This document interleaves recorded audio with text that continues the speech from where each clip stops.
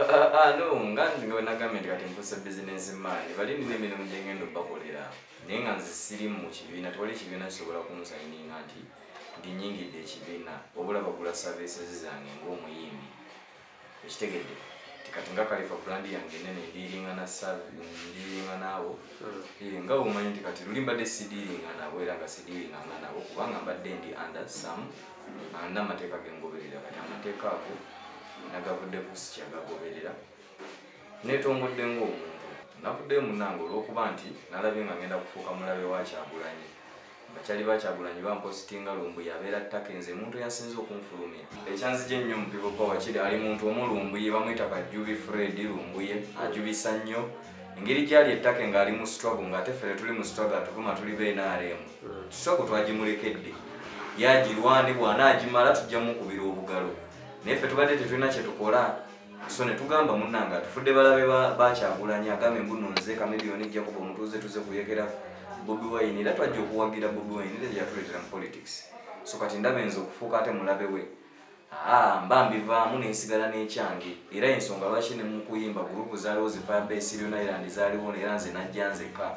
so ebintu bwe bityo ebyali byaŋŋala oyingira zigurupu so kati wembirabe we bityo nga ndaba tewali democracy kadi sikwe kujinyima ekyekikulu naye ndabanga waliwo abantu aboogera ebigambo ebingi ennyo yampita NRM mall nange ne ngamba mpise NRM mall onsindiikiriza eri kati kangende mbeerera eddala ate butiitiizi butya olwo ate oyo omusajja ateetiitira ayogera amazima gwe batanyigira mu ttooke kuba togenda kunnyigiriza oli ttake oli fala oli ttake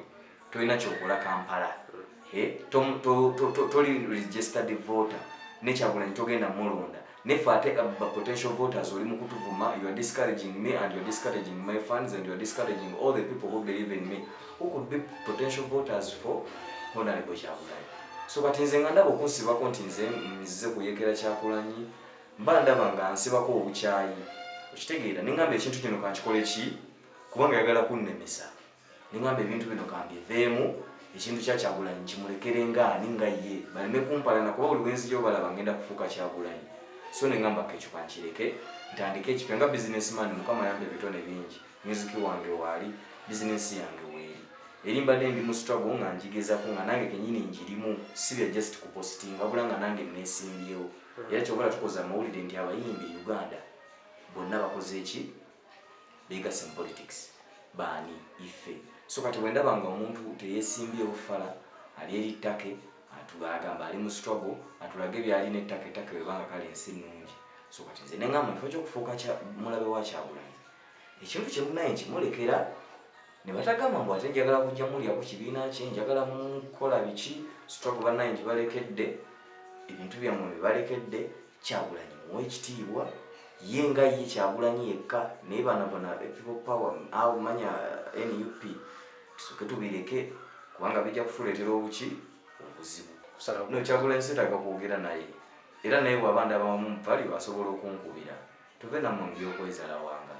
ekitegeere waba alabanga neetaaga asobola okunkubira olaba bano ba president bankubira ne baŋŋamba we can lay you boy kati nannyini kibiina bategeere nti bamutega obutwa abantu abo abejjeko ekitegeera Lumbuye bw'aba tanneetondedde mazima ŋŋenzi mu mutima mulungi Lumbuye ekibiina nkikulekedde anti ogambye ndi NRM molo era ndi mubi sina kyembongera kati lwaki mulumwa nga ŋŋenzi nze atalina makulu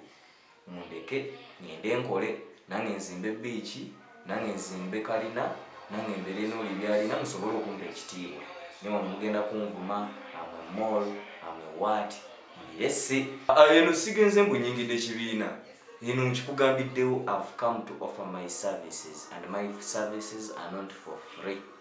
That's why ngugambye noonya beach noonya sente kuzimba beach kubaira bulungi Lumbuye yampe ekitiibwa ngenda services zange zeziriwa ndi muyimbi I'm one of the best writers nawandika zinnakyuka ngenda kuwandikira buli candidate ali mu ggwanga eyeesimbyewo oluyimba nze kasitaba nga akola ki era ne bundaba ebimwe n'alemu noonya bagula nnyimba studio nina omutwe nakola studio kyegambe that's my talent kyenkola emyaka gyonna kyekingaggawazza so kati nkugambye nze tosobola tompafaayo gwe jangu nsasula nkolera oluyimba oba mu DP oba oli WNRM oba oli wa People Power n'aba UPC mwena mujje mbawo ennyimba ezigenda okubateekayo abawagizi era nabo badde bampagira olw'ekibiina nga bamanyi ngenda kulya kaadi siwe kiri era singa badde bampagira nnyo kadi bandigimpadde anti nze ndi mafia sebo nze tebannimbalimba abantu kambabuulire ffe tuli mu kye bayita entertainment alinga politics okitegeera nti politician anoonya ekifo after every 5 years okitegeera kati kana kalubwe kagwa politician agenda wummula mu myaka 5 ng'alya sente za muzolo sente then bilinga bili mwenawa kabugumuliddemu atandika okukola naye nze omuyimbi mba nnoonya hiti buli luvannyuma lwa myezi egyo esatu so kakati abantu bagenda batugamba embuno it's not a musical band nengamba ebyo bandi okesi bandi kanjirike. I always thrive on challenges and I constantly set goals for myself. I don't settle on one thing. I'm always looking for an opportunity to achieve greatness. Senga NRM ekwita nekugamba jangu tukwatire kadi ya NRM. Ngamba mwebali nganduka ndi akalulumu ntegeera. Kubanga badde bamvuma mbusirina sente ate nga nina amaanyi. Kana kalusika wa sente. Olwo ebibibyo badde olaba mu NRM byekoze biba bigenze. Anti kati manzi zebikyusa nga ndi mulimu nnyini. Mwagala mugamba president kuvaako nga ngenda sebo bantu baagala oveeko. Kyekyegamye nti no kati ngenda kukola ebintu nga MP byalina okukola ng'ate sirina MP kati nkakase bali nti nno seetagisa kuba na position yenna oba kuba MP okuba nti ngenda kukolera abantu. Bali beekwese mu kigambo struggle nabo banoonya mirimu naffe tunoonya mirimu. Baatugamba embuno ffe twajja nnoonya ki sente naye sebo bo nabo singa bali baagala kuweereza nsi ebyo bintu basobola okubikola bye baagala okukola nga tebeesimbye mu bifo. But the mere fact that you're contesting for any position in political seat kitegeeza naawe oba at the end of the day weetaaga payment.